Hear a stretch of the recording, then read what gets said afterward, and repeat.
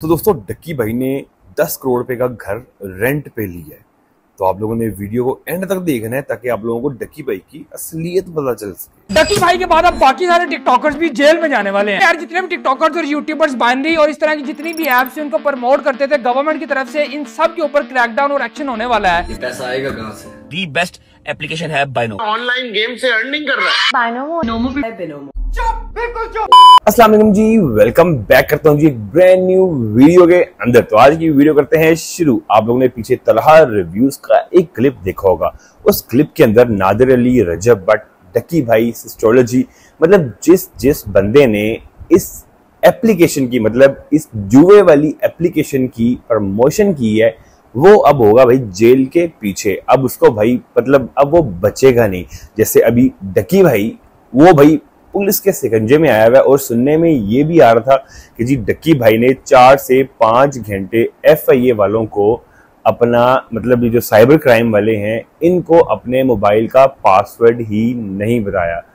तो भाई फिर सॉफ्टवेयर अपडेट करना पड़ा डक्की भाई का। फिर जाके कहीं भाई, मतलब सॉफ्टवेयर अपडेट का मतलब समझते ना, चित्रोल, मतलब लिटरी करना पड़ा। फिर जाके डक्की भाई ने अपने आईफोन्स का, मतलब जितने भी उसके मोबाइल फोन थे उनका पासवर्ड बताया और उसमें से फिर डाटा साइबर क्राइम वालों ने रिकवर किया। और रिकवर करने के बाद भाई उसको फिर से रिमांड में डाल दिया गया। अब भाई बहुत ही भरी न्यूज आने वाली है, अनकरीब बहुत ही भरी न्यूज आने वाली है इन सब यूट्यूबर्स की जो इस जुए में मुलव्विस था और जिसने इसकी प्रमोशन की है। और दोस्तों साथ ही साथ काशिफ जमीन ने रजब भट्ट की ऑडियो लीक कर दी। और उस ऑडियो के अंदर यार मैं बता नहीं सकता आप लोगों को कि ये लोग आपस में एक दूसरे के साथ खाते पीते हैं, एक दूसरे को भाई भाई कहते हैं, फिर भाई गुस्से में आके वीडियो या ऑडियो लीक कर देते हैं। मतलब ये किस मतलब ये कहाँ की दोस्ती हुई। तो भाई काशिफ जमीन ने रजब भट्ट की एक ऑडियो लीक की है। आप लोगों ने वो ऑडियो गौर से सुनना है, फिर मैं उस पर बात करूँगा। आपने जैसे बताया कि मुझे रजब भट्ट की वजह से बड़ा नुकसान हुआ है, आपने बहुत सारी जगहों पे कहा है। जी तो यार भाई मैं थोड़ा सा बिजी था और दूसरी बात ये कि मैंने आपसे रिक्वेस्ट की हुई थी कि काइंडली आप इस मैटर में नहीं बोलिएगा। जब मैं एयरपोर्ट पे था मैंने आपसे कहा भी था कि काइंडली इस मैटर पे ना बोलें, इसको हाइप ना दें। मैंने आप सबसे रिक्वेस्ट की है, मेरे हक में वीडियो कोई ना बनाए, आप देख लें, फिर इसको जो है ना वो धोनी। तो दोस्तों आप लोगों ने काशिफ जमीन की बात सुन ली और उसने जो ऑडियो सुनाई है रजब भट्ट की, उस ऑडियो के अंदर क्या था, मतलब उसकी ट्रांसलेशन मैं कर देता हूँ आप लोगों को। उस ट्रांसलेशन, मतलब उस वॉइस का मतलब ये था कि जी मेरे किसी भी केस को जब तक मेरा व्लॉग नहीं आता, ठीक है, मैं बाहर के मुल्क से पाकिस्तान वापस नहीं आता, तो भाई मेरे बारे में कोई भी बात ना करे, मामला दब जाए, लोग भूल जाएं। मतलब इत्थे लोग भुलने वाले नहीं है भट्ट साहब, इत्थे कोई नहीं भुलता। जो तुसी मजहब की तौहीन की है ना, जद पे लानत जो आपने भेजी है, अल्लाह माफ़ करे, अस्तगफुरुल्लाह, ऐसा लानती काम अल्लाह किसी लानती से बिना करवाए, मगर वो आपके नसीब में था, ठीक है, आपने ये बकवास कर दी। और इसके अलावा मैं आप लोगों को एक और बात बता दूं, लोग कह रहे जी पुरानी वीडियो है। यार पुरानी वीडियो हो या नवी वीडियो हो, पाइन इंसान ने अपनी जुबान से कंट्रोल रखना चाहिए, ठीक है। उन्होंने पता भी है कि जी वो इन्ना बड़ा यूट्यूबर है पाकिस्तान का top YouTuber, no doubt Rajab Bhatt the top YouTuber in this Pakistan, ठीक है। बट उसको ये भी चाहिए था कि वो अपनी ज़ुबान पे कंट्रोल रखे। पहले 295, फिर उसने जो है क्रिश्चियंस पे जुगते मारना शुरू कर दी, फिर नमाज पे प्रैंक, ये मतलब क्या दीन को रजब भट्ट ने मजाक बना के रखा हुआ है। और इस टाइम कभी भाई सऊदीया जा रहा है, कभी भाई करबला जा रहा है, और भाई मतलब ड्रामा क्रिएटर, ड्रामे वाले क्या करते हैं, सीन क्रिएट करते हैं, ठीक है। रजब भट्ट सीन भी क्रिएट करते हैं और बाद में फिर हाथ जोड़ के माफ़ी वाले ड्रामे भी करते हैं। तो ये तो भाई इनका रह गया इनकी जो है ज़िंदगी में, कि जानबूझ के सीन क्रिएट करना, घटियापन दिखाना, फिर बाद में हाथ जोड़ के माफ़ी मांगना। और हमारी जो सियासी अवाम है ना, जो उसकी ऑडियंस है, रजब भट्ट की जो चुच्चू सी ऑडियंस है ना, ठीक है, वर्ड आप खुद ही पूरा कर लीजिएगा, वो पागल बन जाती होती है, ठीक है। तो इसलिए ऑडियंस को पागल बनाना रजब भट्ट के लिए बड़ा आसान हो गया हुआ है। तो दोस्तों अब हम लोग आते हैं जी मेन पॉइंट पे। ये पीछे तो सारी कहानी फजूल थी, अब आते हैं मेन पॉइंट पे। कुछ दिन पहले डक्की भाई ने घर देखा DHA में, केनाल का, और कितने का था जी, 12 करोड़ का घर था, जो कि उसने 10 करोड़ का लिया। 2-3 दिन भाई फुल न्यूज़ चली जी, डक्की भाई ने 10 करोड़ का घर ले लिया, घर ले लिया, घर ले लिया। अब वो घर की कहानी क्या है, मैं आप लोगों को बताता हूँ कि वो घर की कहानी क्या है। झूठा तरीन बंदा डक्की मुझे वैसे बड़ा इनोसेंट और अच्छा इंसान लगता था, मगर ये वीडियो देखने के बाद उसकी असलियत सामने आ गई है कि जी उस घर के डीलर ने इंटरव्यू दिया आके और बताया सारा कि जी डक्की भाई ने अपनी ऑडियंस के साथ चीट किया है, और साथ में जी डक्की भाई ने जुल्करनैन, इकरा, सिस्टोलॉजी सबके साथ चीट किया है, सारे ने झूठ बोले हैं। ठीक है, डक्की भाई ने वो घर 4 लाख रुपया महाना रेंट पे लिया था। ओए यार, कैसे इन लोगों ने ड्रामा क्रिएट किया। इसकी वालदा ने भी ड्रामा क्रिएट किया, डक्की की वालदा ने भी।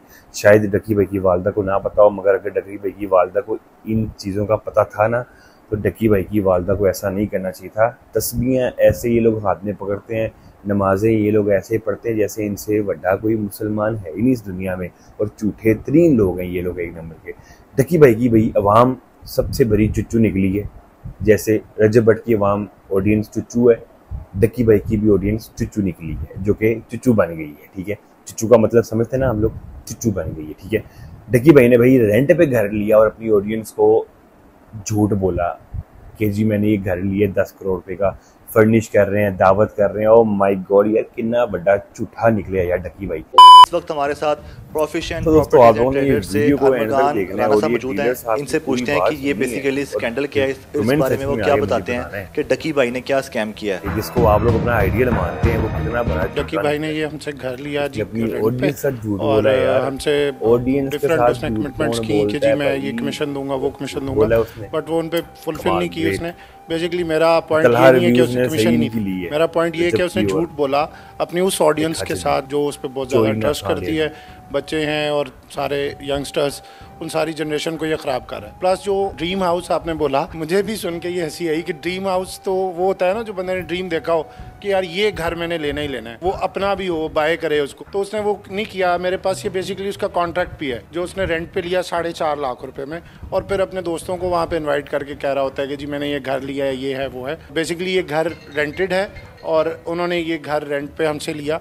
अब उन्होंने जब ये लेटेस्ट वीडियो अपनी व्लॉग डाला, देन मुझे पता चला कि यार ये तो झूठ बोल रहा है और बच्चे सब ख़राब हो रहे हैं। देन मैंने ये स्टेप लिया। डक्की भाई जिस घर को अपना ड्रीम हाउस कह रहा है और व्लॉग में बता रहा है, वो घर किस जगह पे है, कितने मरले का ये कनाल का घर है और कब बना था, कितना पुराना? जी ये फेज 7 का घर है, एक कनाल का घर है, ये हार्डली ये 5-4 महीने पहले की कंस्ट्रक्शन है बस। तो इस कॉन्ट्रैक्ट जिसको मैंने पढ़ा है उसके अकॉर्डिंग लिखा हुआ है कि डक्की भाई जो है जून 2025 से किराया देगा, और ये 11 महीने का कॉन्ट्रैक्ट है, उसके बाद या तो एक्सटेंड किया जाएगा जो भी, जिस पे उन्होंने ये घर फाइनलाइज किया। और इन्होंने मतलब हमें कहा भी कि जी आपने ना, हमने वीडियोस वगैरह बनानी है तो आप किसी को बताइएगा ना वीडियोस का, बट हमें ये नहीं पता था कि ये झूठ बोलेंगे और कहेंगे मैंने घर बाय करना है। तो झूठ के तो मैं ख़िलाफ़ हूँ भाई, झूठ इसने बोला तो दैट्स वाई मैंने। ये मुआहिदा किस तरह हुआ जो आपके पास एक स्टाम है और इस पे जो पेमेंट लिखी हुई है वो पेमेंट किस तरह से अदा की गई है, और इस मुआहिदे में जो गवाहान है वो कौन है, और डक्की की बीवी अरूब भी क्या आई थी साथ? जी डक्की की बीवी अरूब भी थी। हमने इनको इस घर के कुछ 4-5 विज़िट्स कराए, जिसमें 2 बार अरूब आई और सारे विज़िट वगैरह उसने करके और उसने किया। इनफैक्ट इनके एक बंदे हैं, उन्होंने हमें जब वीडियो हमारी देखी तो उन्होंने इनको कॉल की कि डक्की यार ये घर तेरा रेंट पे है। तो उन्होंने ये बात कही कि वो ये तो अरूब और मेरे अलावा किसी को पता ही नहीं है। तो उन्होंने उनको बताया कि नहीं भाई अब 2-2.5 लाख बंदे को इसका पता चल गया, इतने बंदों ने ये वीडियोस देखी हैं। और इसकी पेमेंट जो है उन्होंने ये उनको लैंडलॉर्ड को थ्रू कैश ही की है। इसमें ये 24,75,000 रुपया, जिसमें 1.5 मंथ का उसका एडवांस रेंट था और 3 मंथ की सिक्योरिटी थी। जब आपने देखा ये व्लॉग आया है, आपको किसी ने सेंड किया या आपने खुद इसको देखा कि डक्की भाई ने एक व्लॉग डाल दिया आपसे रेंट पे घर लेके कि उसका अपना घर? नहीं जी, जिस दिन पहले दिन मुझे पता चला, मुझे एक मेरे अजीज़ हैं उन्होंने बताया, वो मेरे पास इधर आए, मैं आगे मुझे कहते हैं जी डक्की भाई ने घर ख़रीद लिया। मैंने कहा नहीं, तो मैंने कहा अभी हमने उनको रेंट पे लेके दिया। देन उन्होंने मुझे वीडियो दिखाई, मैंने वीडियो देखी तो मुझे फ़ौरन पता चल गया ये तो वही घर है जिसको हमने उनको रेंट पे लेके दिया था। दोस्तों यदि आज की वीडियो उम्मीद है आप लोगों को अच्छी लगी होगी, तो भाई मुझे आप लोगों ने कमेंट सेक्शन में आके बताने लाजमी कि क्या डक्की भाई ने अपनी ऑडियंस के साथ जो है अच्छा किया झूठ बोल के। जैसे रजब भट्ट अपनी ऑडियंस के साथ झूठ बोलता है, डक्की भाई ने भी झूठ बोलना शुरू कर दिया है। डक्की भाई से ये उम्मीद नहीं थी, लिहाजा अब क्या कह सकते हैं भाई, लालच बुरी बला। तो जी वीडियो को करते हैं यहीं पे खत्म। अच्छी लगी है तो चैनल को सब्सक्राइब कर दो, नहीं अच्छी लगी तो फिर भी सब्सक्राइब कर दो। ठीक है, मिलते हैं आप लोगों से नेक्स्ट वीडियो में, तब तक के लिए जी टाटा।